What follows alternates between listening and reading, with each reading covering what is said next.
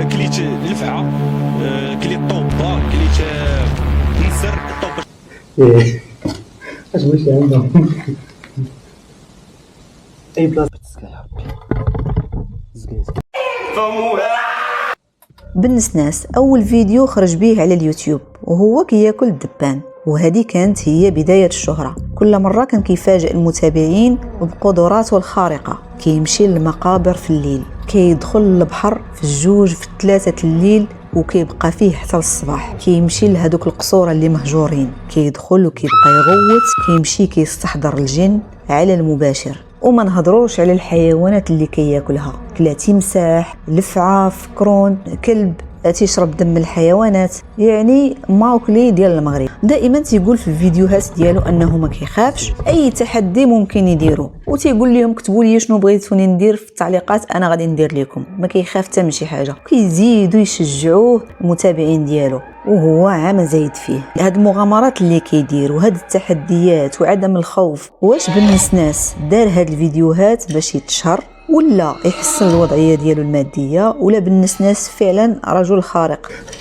ايه اش ماشي عندهم الفيديو اللي حطوا في ايام عيد الاضحى وقال انه عيد بكلب، الفيديو اللي صدم المغاربه. بان في الفيديو هو كياخذ كلب وكيسلخو وكيقادو على اساس انه اضحيه، وكيحط ليه العطريه وكيتلذذ به، وتيقول بان هذاك اللحم راه احسن من اي لحم واحد اخر. طبعا هو ما عارفش الجريمه اللي كيدير وما مستوعبش خطوره هذاك الفيديو، خطوره الافعال اللي كيديرها وكينشرها. غير ساعات قليله وتحركات الجمعيات ديال حقوق الحيوانات والحمايه ديالهم، دارت بزاف الشكايات مستعجله الى وكيل الملك، والسلطات ما قصراتش، دغيا لقات القبض على ايوب وتوجهت ليه التهم. اول تهمه الاساءه الى الدين الاسلامي واستفزاز مشاعر المغاربه، قتل الحيوان دون ضروره، التحريض على العنف، نشر محتوى يخل بالنظام والاداب والاخلاق العامه.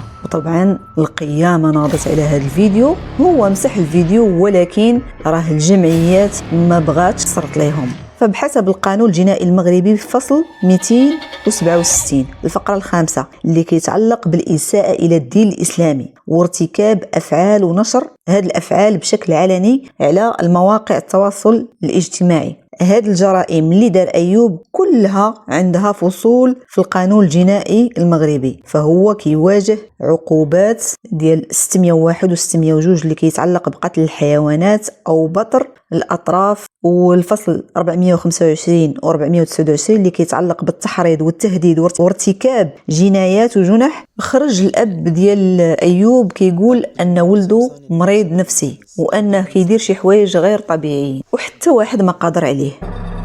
ولكن شفنا بالنسناس في واحد الحلقة أنه تحدى الرقى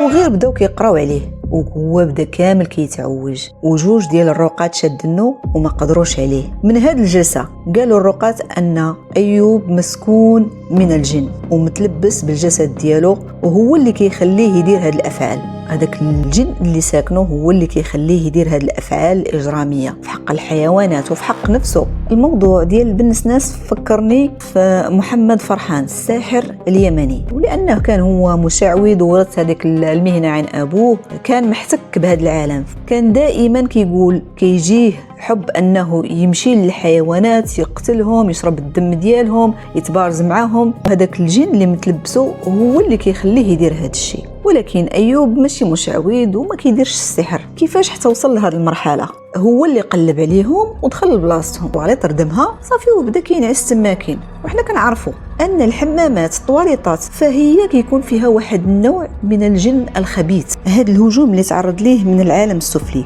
هو اللي كيخليه يدير هذه المغامرات وكيدير هذه الافعال الاجراميه. واش نلتمسوا ليه العذر ونقولوا عليه انه انسان غير طبيعي، انسان مريض او مسكون، فهو كيدير شي افعال بلا ما يشعر؟ قولوا لنا في التعليقات الراي ديالكم.